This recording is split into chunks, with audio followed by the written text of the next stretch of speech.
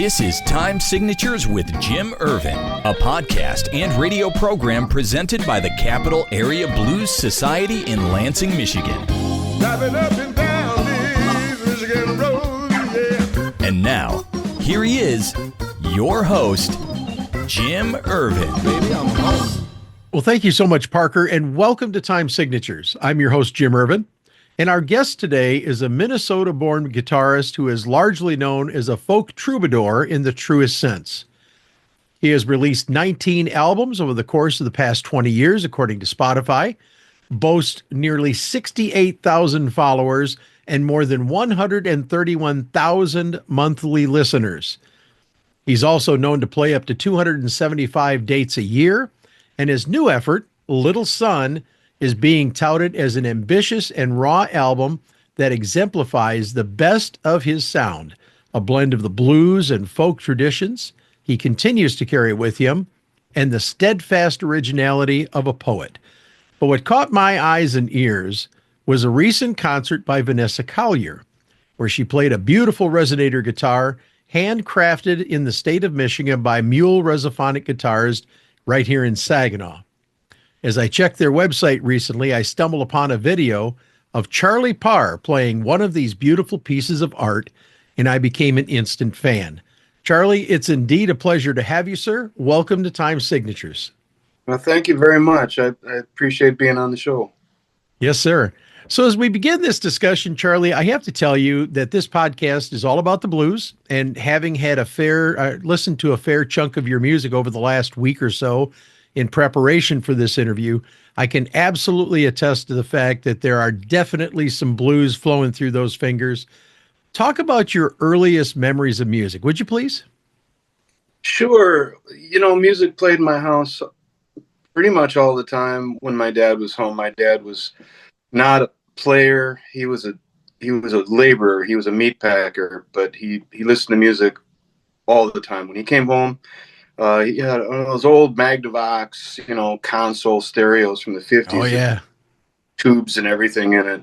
And he would just take a stack of records, and put them on the changer, those old changers that hold 5 records. And you hear the horrible sound of one record hitting below it and skidding along for a while. And yeah. All the time. And in my earliest memories of music is just that it was always there. He didn't like TV. My mom didn't care for the television. They just played records all the time. And his record collection was pretty varied, and he didn't even know how he got half the records he had. He just had them. So I got to hear everything from, Sing Along with Mitch Miller all the way to Lightnin' Hopkins. The record that I gravitated towards when I was actually able to, kind of understand hearing music, I think I was like 7 or something like that, and I could manipulate the record player. The records that I went to listen to again were Mance Lipscomb, Lightnin' Hopkins, and a record by Albert King called Live Wire Blues Power. I thought that was the most intense record I'd ever heard in my life, and I just listened to those records and down in the basement of my house when I was growing up is where my sister lived, and she's quite a bit older than I am. And she listened to the Grateful Dead and the Rolling Stones and the Beatles, and so I was at some points, for instance, my dad had a couple of the records from the Harry Smith anthology. They didn't have the covers or anything, just the records. But there's I think it's Cumberland Blues. I'm not sure, but the Dead had covered it at one point. So I distinctly remember hearing 2 versions of the same song in the same house in the same week, and it was a great experience. I mean, I was very lucky to have grew up with that much music around me all the time. Absolutely. And it's funny, you talk about Sing Along with Mitch Miller. If I could put my hands on them, I have a stack of vinyl over here. I actually have a shelf with some vinyl on it.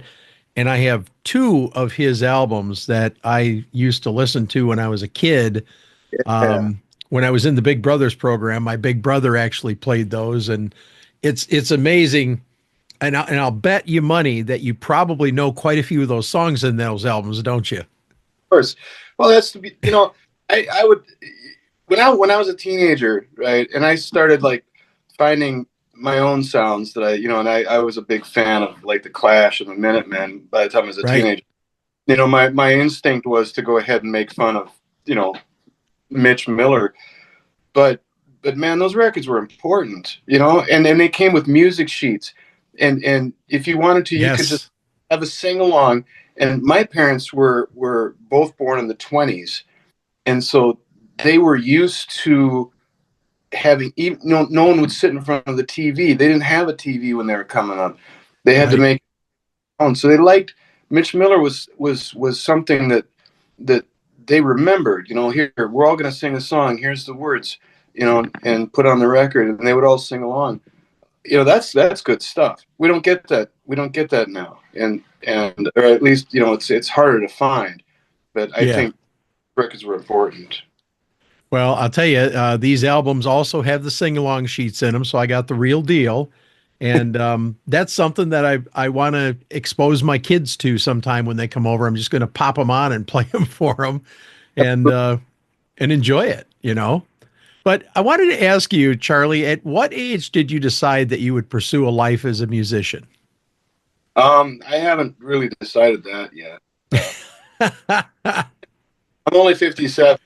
I still haven't decided. No, I wanted to. I was obsessed with the guitar from the. I was 8 when my parents managed to get me a guitar, and I became Okay. obsessed. And like I said, my parents were Depression era people. That and we were, nobody in my family was educated. My dad wasn't allowed to go to school because he was in a farming family. I never thought it was as an option for a career. And as a matter of fact, I didn't even write my own songs until my dad passed away, and I was so grief stricken that I had to put that energy somewhere. Wow. And I just played all the time. I always played. And if someone thought I was good and said, "Hey, come and play at our house" or whatever, and I would do that because I all I wanted to ever do was play the guitar. I dropped out of high school not because I was getting into trouble, but because I was sitting in my room playing the guitar and I couldn't bother to be moved to the high school to go to class. And so I played all the time. And at one point, about 23 years ago, a friend of mine invited me to and I gigged and worked. That's what I did. I figured that'd be my life. I would gig and work and get along. At one point, about 23 years ago, I was in a band called the Black Eyed Snakes, and he said, "Come over to England and tour the British Isles with us."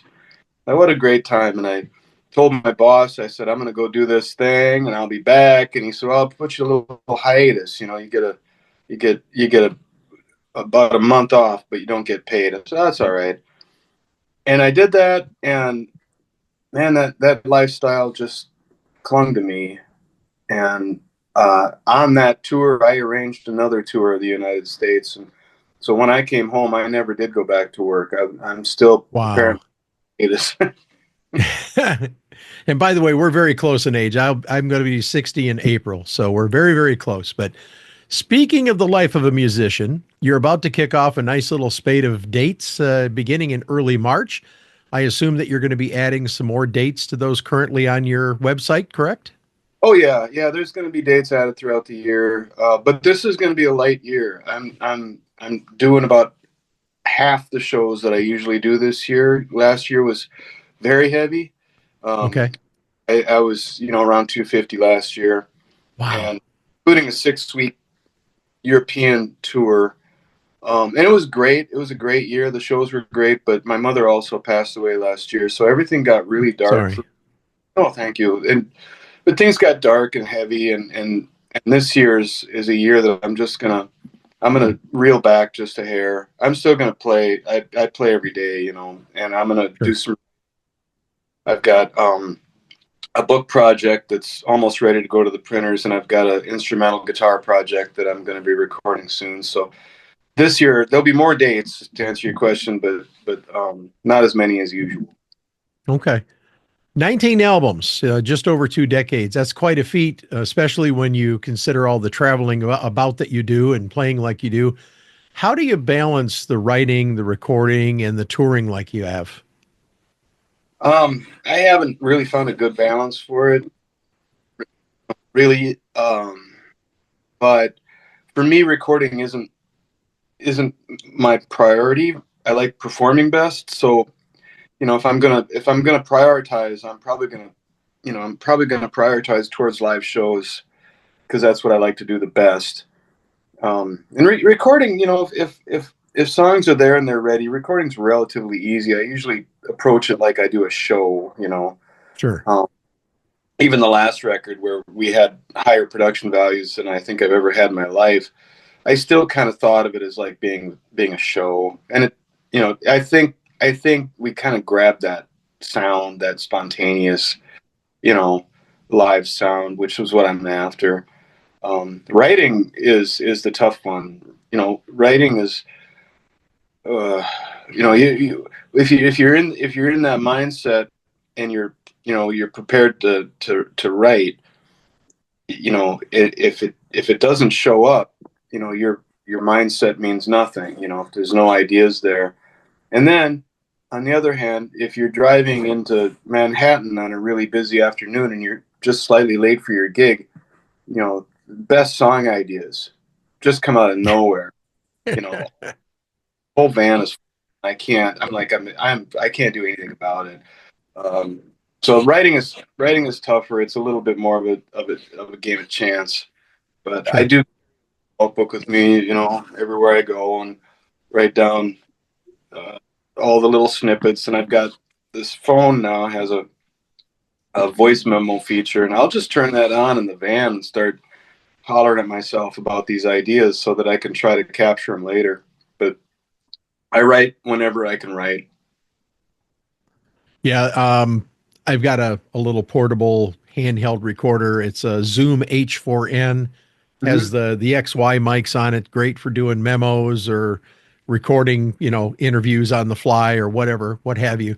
Now, I'd love to have the backstory on your mule Resophonic, Charlie. How did you learn of the mule company, and how long ago did you get your first mule? Oh, well, I was playing a show, and the guy that was doing support had one of the early ones, metal, Okay. and it was, resonator guitars have fascinated me since I was, let's see, I was 12 years old, or going on 13, when I checked out a copy of the Father of the Folk Blues Son House record from the library. And sure enough, there's a picture of Son House holding a resonator guitar. I'm like, what is that? I need that. I need to know about that. And became obsessed with the instruments. So I saw this guy with this guitar, and I'm like, well, that's not a National. What is that? And let me play it. He even gave me Matt's email address, and I wrote to him and I said, I played that guitar. It's fantastic. I don't, you don't know me from Adam. I'm nobody, but just another guitar player. But just wanted to write and say, man, if I get some money, I want to buy a guitar. And Yeah. he became a dear friend almost immediately. He's an amazing person. I love him to death. But he offered me a good deal on that first guitar, and I was so excited when I got it. It was a metal bodied instrument with a tricone set up in it. It Hmm. looks like on guitar, but it's a tricone, which, if you go back in history a little bit, there is a patent applied for from National with a guitar with three cones inside of a single cone body, but they never made one. And I got so excited, I called Don Young from National and told him that there's a dude in Michigan making these guitars like that, and he was all excited too because he was a first and foremost a lover of guitars and music. Not about the business as much, but he was going to call Matt and talk to him about guitars. And then unfortunately, Don passed away close to Mm. that time. But I played that guitar a lot. Eventually, I had some tax bills that had to be made, and ended up selling about half the things in my closet to make up my tax bills. And that went with it. And so I was without a mule for about a year. and it just nothing else sounds like it. It's the most interesting kind of complex tone in an acoustic guitar that I've ever heard. Um, so I got another one, and then eventually Matt and I started talking about, specific things that I would like in a guitar, because I am kind of picky, and I have been known to take stuff apart when I don't like it and see if I can change it. Um, so he started building me guitars, and he would send them to me, and I would get to try them out, and we'd talk about it, and make changes on it. And so eventually, now what's happened is he's built a signature model with all these Wow. weird ideas. So my main guitar right now is also a tricone, but it's in a wooden body. This one's mahogany. It's got 9 strings instead of 6. So the A, D, and the G strings are octaved like on a 12 string. Big Joe Williams. Think of Big Joe Williams, and then you're close. So that's the guitar that I play now, and that's the guitar that he's got on his website that people can buy, either a 6-string version or a 9-string or a 12-string version of the thing. And it's Wow. been amazing working with Matt. Not only is he an incredible, maker of guitars, he's a luthier. He's just a super intelligent, thoughtful person who's got some great ideas about stuff. Well, and I have to tell you, I also am a big fan of the Resonator guitars. And it's funny you mentioned National, because I interviewed a gentleman by the name of Chris Tapp from a band, The Cold Stairs. And Chris was in London. I don't know if it was by happenstance or if he planned it this way, but it was during the Peter Green auction. And Oh, he ended up buying Peter Green's National Resonator. And he is working on an album called the Green Album. And I'm telling you, man, if you get a chance, I'll send you a link. We can get information after the interview. You got to check out the songs that he's got up there, because it's so cool to hear Peter's guitar after all these years, in that's somebody else's hands. yeah, yeah. Oh, that's amazing. Yeah. Now, do you have just one of the mules, or have you got more added to the stable? Right now I have 2. I have my 9-string, and I've got the new 6-string version of the same guitar. The the the ones that he's sent me over the years, we've sent those back so he could kind of Sure. keep. We also have auctioned off a few of the guitars that he sent me for various things. And then recently there was one of the metal bodied ones that I'd played for a long, long time. We gifted to a young blues player in Duluth that is going to put it to good use. So Very cool. I don't have many guitars in my closet right now. I've still got one National that I play a lot. I've got my 2 mules. I've got a couple of pretty beat up old 12 strings. Then I've got Spider John Kerner's 12 string, which is absolutely priceless and, gets played almost every day. So, Wow. Well, Charlie, clearly your music resonates, and no pun intended, with your listeners and fans.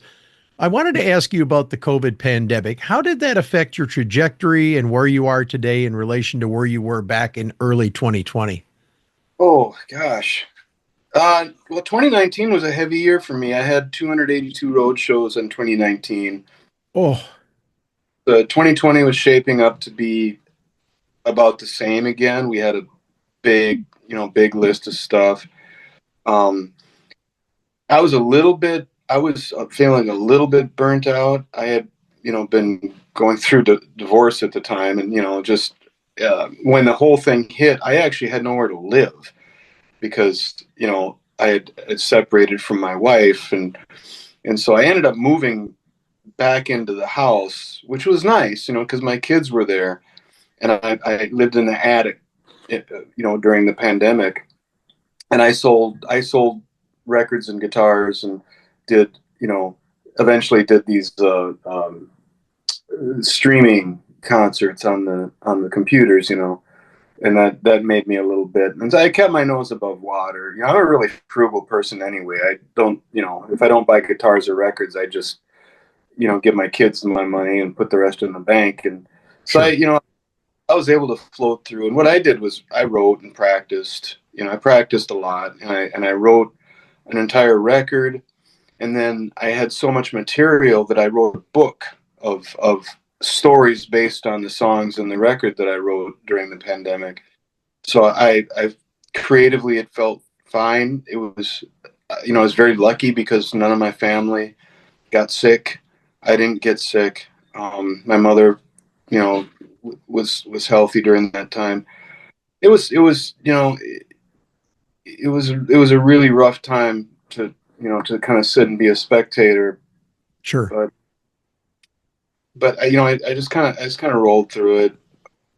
The thing that it did for me going forward was it made me not kind of want to play so many shows, because when I got started, when I left my job, I treated the music thing as a job. So I took every gig, every one. That's how you end up doing 282 road shows a year. You just Yeah.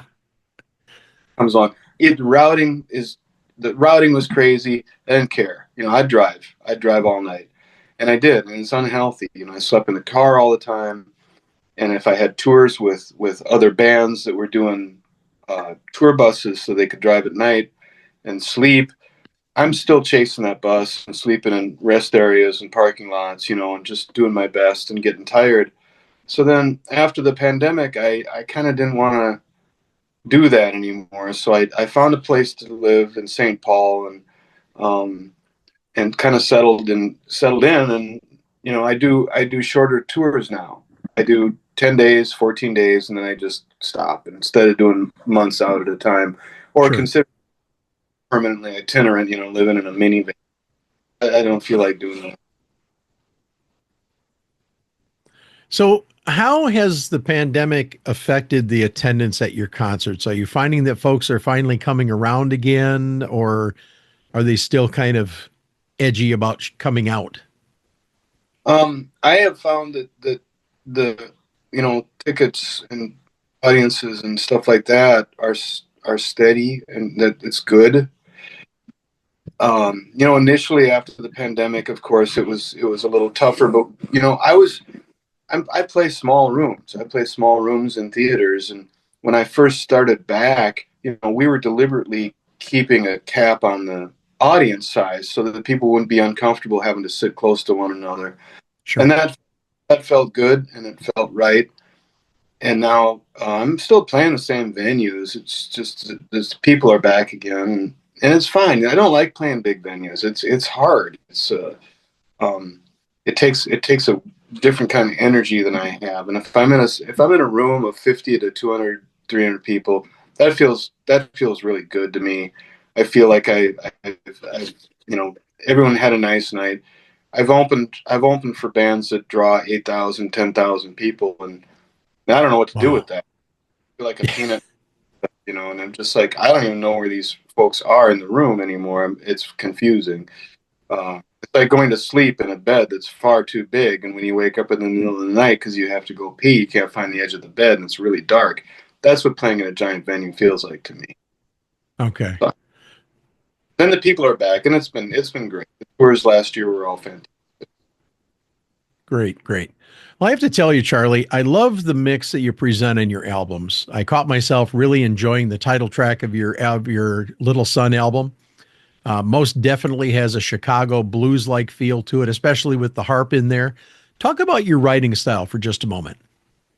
Um, well, normally, I write kind of, well, I write kind of in story form. I write down, you know, stories that I want to tell. Little Sun, for example, is about Tony Glover, the harmonica player from Kerner and Glover.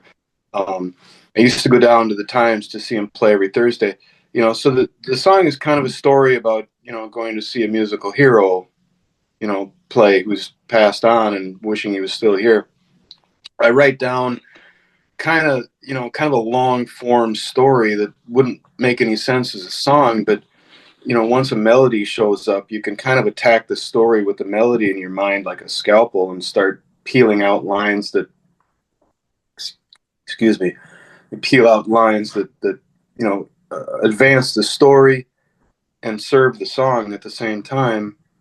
And that's the way I've always kind of gone about it. But my songwriting wise, I'm really influenced by songwriters from the 20s and 30s. Booker White, for example, I think is a brilliant songwriter. His songs, have like an arc to them. Especially the Sky songs, which are, definitely made up on the spot.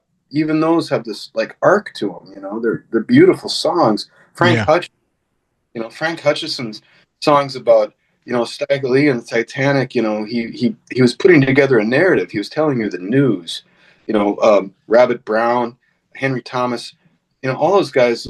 They were so heavily influenced by folk stories, from the oral tradition.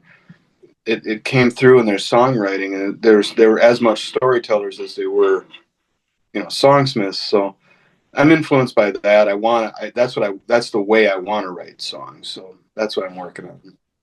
Very good. Well, as we wrap up this episode, where can people find more information on Charlie Parr? Maybe buy some albums.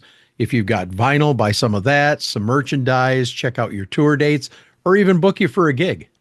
Sure. Well, there's a website. It's just charlieparr.com. And that I can't operate a website, but Mark, my buddy Mark, he put it together. So everything should be on there that needs to be on there as far as like gigs. And I think the record stuff, I think there's a link that'll take you to Smithsonian Folkways to buy records, but the only records that are available in physical form are the two on Smithsonian. Everything else is long gone, except if you want to stream music. You can get anything I've ever done on the Bandcamp, iTunes, Spotify worlds. Okay, so can they buy digital versions of those albums? Yeah, digital versions are all still available.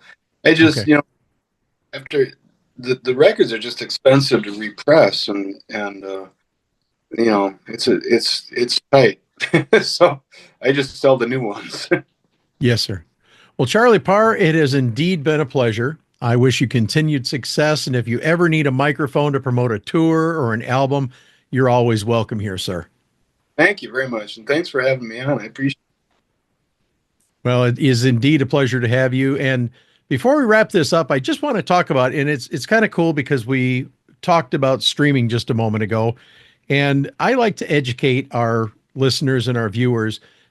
People don't realize that it takes about 5,000 streams to equal the value of one purchase of an album. So what I like to do is recommend to people, buy the CD, buy the vinyl. If you get a chance, buy some merchandise from these folks, because they're out there doing live music for us. And if we don't support them, we're going to lose that live music opportunity. And I would hate to see that. So for those that are watching and listening, please go buy a download, go buy an album that Charlie has out there, or a couple of the albums, the older ones, or all of them. You'll be doing everybody a favor by doing so. Well, that wraps up this edition of Time Signatures. Once again, my thanks to our guest, Charlie Parr, but also to you, for without you, none of this would be possible. Jim Ervin reminding you that keeping the blues alive is everyone's responsibility, but preserving the history of the blues, one story at a time, that's my mission. Until next time, so long, everybody. This has been Time Signatures with Jim Ervin, presented by the Capital Area Blues Society in Lansing, Michigan. For more information on cabs, visit capitalareablues.org. You can find this episode and past episodes at lccconnect.org. The Time Signatures theme song, Michigan Roads, is used by permission and was written by Root Doctor, featuring Freddie Cunningham. I'm trying, baby, driving up and down these Michigan roads, yeah. Until next time, keep on keeping the blues alive.